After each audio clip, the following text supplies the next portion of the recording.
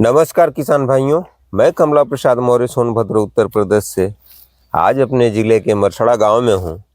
यहां ब्रह्मदेव प्रसाद कुशवाहा भी आए हैं और इनसे मैं इनका परिचय जानूंगा और ये जानने का प्रयास करूंगा कि ये लहसुन किस प्रकार से मैनेज किए हैं कि फसल इनकी ठीक ठाक दिखाई दे रही है, क्योंकि यह आंवले के बगीचे में लगाए हुए हैं।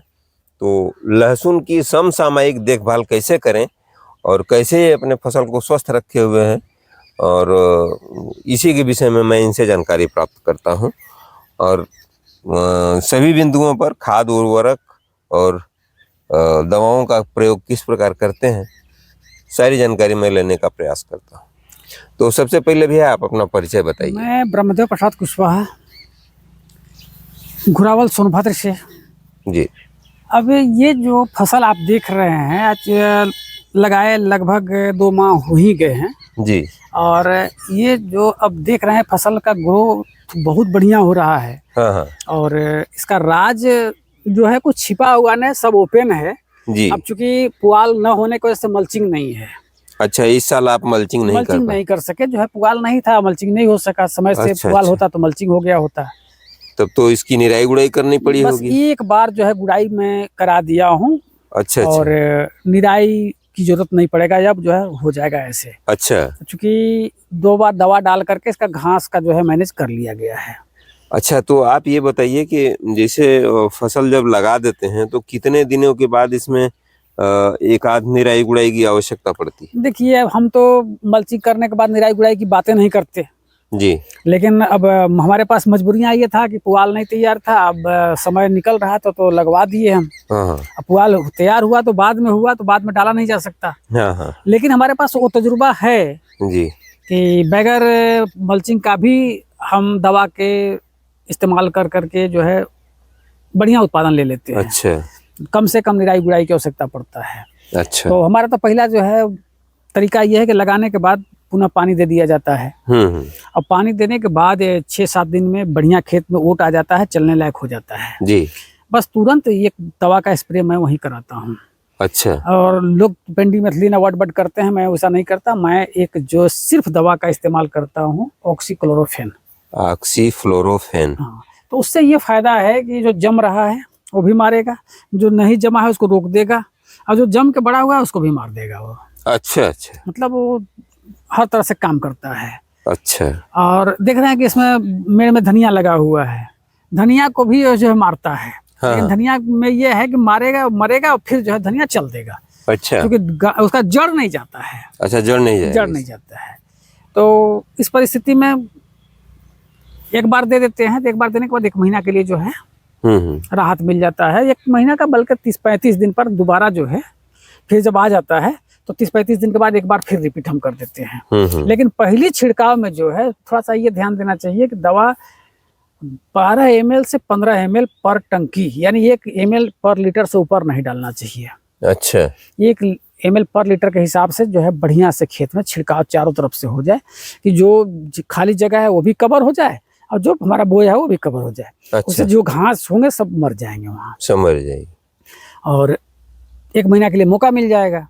दोबारा यदि बारी आता है फिर 35 दिन 30 दिन के बाद ही जरूरत पड़ता है, 35-40 दिन पर। तो एक चक्कर फिर जो है 15 ml से 20 ml पर टंकी के हिसाब से मिला करके एक स्प्रे और करा दीजिए आप। अच्छा। हाँ, इसके बाद जो है फिर 1 महीना के लिए मौका मिल गया तो लगभग आपका जो है लहसुन इतना हो जाता है कि नीचे से यदि घास आ भी जाए थोड़ा मोड़ा तो दबा देता है घास, उसमें जो है चल नहीं पाता है। अच्छा अच्छा, दब जाता है। चूंकि मतलब अब इसमें दवाई का प्रयोग नहीं करना पड़ेगा। अब खरपतवार मारने के लिए कोई जरूरत नहीं है इसमें।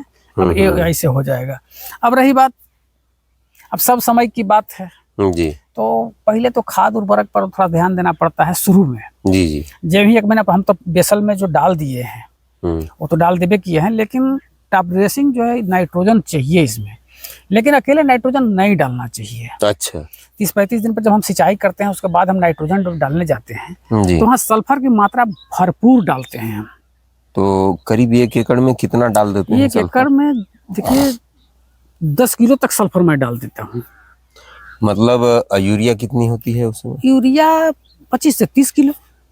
अच्छा, मतलब 1 एकड़ में 30 किलो यूरिया और 10 किलो सल्फर, 10 किलो सल्फर इसको मिक्स करके आप सिंचाई के बाद बिखेर देते हैं। अच्छा। और उससे ये फायदा हो जाता है कि एक तो जो है डाईबैक जो लगता है, ब्लीच जो लगता है आपका परवल ब्लीच, वो जो है कम से कम लगने की संभावना हो जाता है। और लहसुन में जो छाक होता है, जो तीखापन होता है, वो सल्फर की वजह से होता है। वो सल्फर इसको चाहिए ही चाहिए। तो इस वजह से जो है बढ़ा के दे दिया, ताकि जो है लहसुन का हमारा जो तत्व की जरूरत है पूरा हो जाए और लहसुन में गुणवत्ता बरकरार रहे। तो वो मिला के डाल दिया जाता है। अब इसी बीच में जो है मौसम में थोड़ा सा जब बदलाव होता है, बादल आ जाता है, कोहरा होता है, या जो है बूंदाबांदी हो जाता है, तो उस टाइम में देखे होंगे कि पत्ता ऊपर से जो है सूखना शुरू हो जाता है। तो जब सूखना शुरू हो जाता है तो उस टाइम में जो है हमको ध्यान ये देना है कि क्यों सूख रहा है। तो फफूंद की वजह से ऐसा होता है। तो वहाँ जो है मैनकोजेब, कार्बेंडाजिम, कॉपर या मतलब कॉपर ऑक्सीक्लोराइड, हाँ, तो इस तरह का जो है जो फफूंदनाशक है उसका एक स्प्रे कर देना चाहिए 2 से 2.5 ग्राम पर लीटर का घोल बना करके। तो वो जो है रुक जाता है। लेकिन जब लग जाए तो कोशिश ये हो कि 6 दिन के बाद 7वें दिन पुनः रिपीट हो जाए। अच्छा। हाँ, 2 बार 3 बार जैसा आप कहे फसल वैसा रिपीट करना चाहिए। अच्छा, सल्फर का छिड़काव केवल यूरिया के साथ ही करना चाहिए कि ऐसे भी स्प्रे किया भी किया जाता है सल्फर का? तो वो कितने दिन पर होना चाहिए? लेकिन स्प्रे जब हम फिर यूरिया के साथ डाल दिए हैं तो स्प्रे हम जब भी करेंगे तो 35 दिन 40 दिन पर तो हम डालबे किए हैं। तो हम लेके जाएंगे 60 दिन के बाद ही हम स्प्रे की बात सोचेंगे। अच्छा, स्प्रे में थोड़ा सा डर ये होता है कि सल्फर यदि धूप में हम कड़ी धूप में डाल देते हैं और मात्रा ज्यादा हो जाता है तो कुछ प्रभाव डालता है पत्ते पर उसका। अच्छा। तो उस परिस्थिति में जो है थोड़ा सा कम सल्फर का मतलब घोल जो है वो पर टंकी 3 ग्राम से ऊपर नहीं, पर लीटर 3 ग्राम से ऊपर नहीं होना चाहिए। अच्छा, ये पर लीटर कम हो जाए ठीक है, लेकिन पर लीटर 3 ग्राम से ज्यादा मतलब ज्यादातर अब 18 लीटर की टंकी आती है। 50 ग्राम से ऊपर पर टंकी नहीं होनी चाहिए। 50 ग्राम लगभग पर टंकी सल्फर का WDG 90%। हाँ, 90% 80% कोई डाल दिया जाए, कोई दिक्कत नहीं है। इसको डाल करके स्प्रे कर दें तो उससे जो है खरपतवार पर भी उसका नियंत्रण उससे होता है और साथ ही साथ हमारा जो फफूंद है उस पर भी नियंत्रण होता है और थ्रिप्स वगैरह का भी नियंत्रण होता है। हाँ, कभी जो होता है कि थ्रिप्स आ जाते हैं लहसुन में। तो जब थ्रिप्स आ जाएंगे तो ग्रोथ जो है रुक जाता है। अच्छा। तो उस परिस्थिति में जो है जो किसान भाई कुछ करते हैं कि हम खाने के लिए कर रहे हैं, जैविक हमारा है, तो उस परिस्थिति में नीमाइल का यदि इस्तेमाल कर दें 5 ml पर लीटर के हिसाब से, तो उससे नियंत्रण हो जाता है, बहुत बढ़िया नियंत्रण हो जाता है। अच्छा। और गोमूत्र, नीम का पत्ता, ये भी सड़ा के यदि रखे हुए हैं उससे का भी स्प्रे करेंगे तभी नियंत्रण हो जाएगा। अब मजबूरियां हैं कि यदि वो नहीं कर पा रहे हैं, वो नहीं है, तो फिर मार्केट से थ्रिप्स मारने के लिए चाहे रोगार का इस्तेमाल कर लें या ये आपका इमिडाक्लोरोपिड का इस्तेमाल कर लें। कई दवाइयां हैं जो बढ़िया काम करता है, उसको जो है एक स्प्रे कर देना चाहिए। जी। और जब स्प्रे कर रहे हैं, जब कीटनाशक का स्प्रे करें तो हम ये कहेंगे कि सागरिका, नैनो यूरिया और नैनो DAP, कंसोटिया, चारों को मिलाकर के स्प्रे बढ़िया से कर देना चाहिए। हर 20 दिन पर इसका यदि स्प्रे कर रहे हैं तो बल्ब बहुत बढ़िया बनेगा, आपका लहसुन का कलर भी बहुत बढ़िया दिखाई देगा पौधे का और अच्छा रहेगा, उसमें रोग वोग नहीं आएगा। अच्छा, ये फायदा है उससे। तो चलिए, हर्बिसाइड और पेस्टिसाइड और इसमें जो आप सल्फर और का छिड़काव करते हैं उससे आपकी फसल का, अगर मान लीजिए सही सलामत बच गई, अगर ठीक ठाक से आप मैनेज कर ले गए, तो लगभग 1 एकड़ में कितना पैदावार हो जाती है? देखिए, होता क्या है कि वही तो 60-65 दिन तक ही हम लोग पहुंचल हैं। अब जो है हम जब 60-65 दिन 70 दिन तक पहुंच जाता है तो यूरिया उसके बाद नहीं देना चाहिए। नहीं देना चाहिए।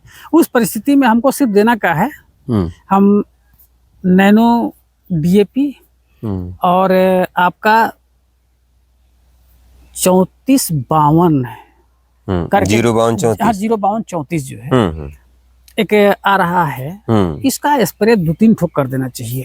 052-34। हाँ, तो उससे ये फायदा हो जाता है कि हमारा उसमें पोटास की मात्रा है, जो बल्ब जो है बढ़िया बनता है, गठीला बनता है और उत्पादन बढ़ जाता है। अच्छा, रोग से लड़ने की क्षमता पैदा हो जाता है उससे। पौधे में पानी सूखा से लड़ने की क्षमता पैदा हो जाता है उससे। तो ये तमाम चीज उससे मिल जाता है।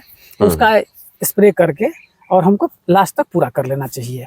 हम यूरिया की संस्तुति कभी नहीं करते बाद में। अच्छा, मतलब 60 दिन के बाद यूरिया कतई भूल करके भी नहीं देना चाहिए। यदि यूरिया आप दे देंगे तो बल्ब का साइज छोटा रह जाएगा। इसका जो ये देख रहे हैं ना, ये जो है ये यहाँ मोटा हो जाएगा। अच्छा, और जब मोटा हो जाएगा तो बल्ब छोटा रह जाएगा। अच्छा, और वो यदि पतला है तो बल्ब का साइज बड़ा होगा, मजबूत होगा। तो अभी तक तो जो है ग्रोथ के लिए हम डाल रहे हैं यूरिया, लेकिन उसके बाद हम रोक देंगे। नहीं रोकेंगे तो ये मोटा हो जाएगा, तो हमारा उत्पादन घट जाएगा वहाँ। तो उत्पादन चूंकि हमको लेना है, और 1 एकड़ से उत्पादन की जो आप बात कर रहे हैं, देखिए बढ़िया यदि लहसुन हो गया तो 40 से 50 कुंटल जो है 1 एकड़ में हो मिल जाता है। और गयो गुजरा तो 35 कुंटल तो मिलना है। अच्छा, हाँ, तो 30 से 35 कुंटल मिल जाता है आराम से, कुछ में दिक्कत नहीं है।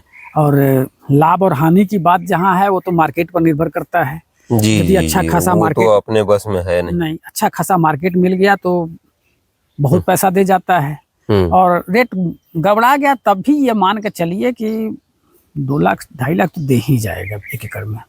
हाँ, 100 रुपए से नीचे बिकने की कोई चांस नहीं है सर। 100 रुपए किलो भी बिका तो 30 कुंटल भी यदि है तो 3 लाख तो हो गया। और यदि ज्यादा रेट मिल गया तो 1.5 कर लीजिए, 1.25 कर लीजिए, 2 कर लीजिए, जैसा रेटवा मिलेगा वैसा हो जाए। हम उत्पादन की कामना करते हैं, रेट अपने हाथ में नहीं है। हाँ, लहसुन में एक बड़ी फायदा ये है कि हम इसको रोक करके रख सकते हैं, और जब रेट मिलेगा तब हम निकालेंगे। ये फायदा है इस खेती में। तो आज आप लोगों ने देखा किसान भाइयों कि अपनी फसल को, लहसुन की फसल को आप कैसे मैनेज करेंगे कि आपको अच्छा खासा उत्पादन मिल पाएगा। और इस समय जो समसामयिक गतिविधियां हैं लहसुन में किस प्रकार से जारी रखें आप, इसके विषय में हमारे डॉक्टर ब्रह्मदेव प्रसाद कुशवाहा भैया ने जानकारी दिया।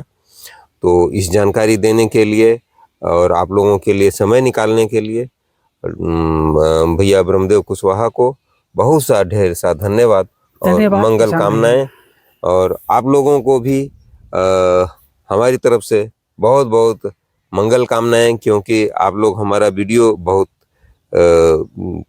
स्नेह से पूरा का पूरा देखते हैं, और इसलिए आप लोगों को बहुत बहुत धन्यवाद।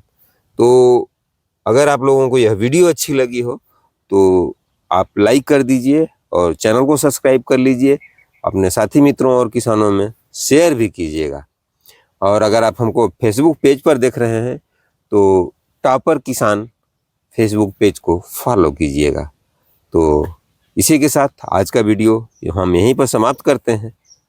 अगली वीडियो में हम आपसे फिर मिलेंगे, तब तक के लिए मुझे अनुमति दीजिए। नमस्कार, धन्यवाद, जय जवान, जय किसान।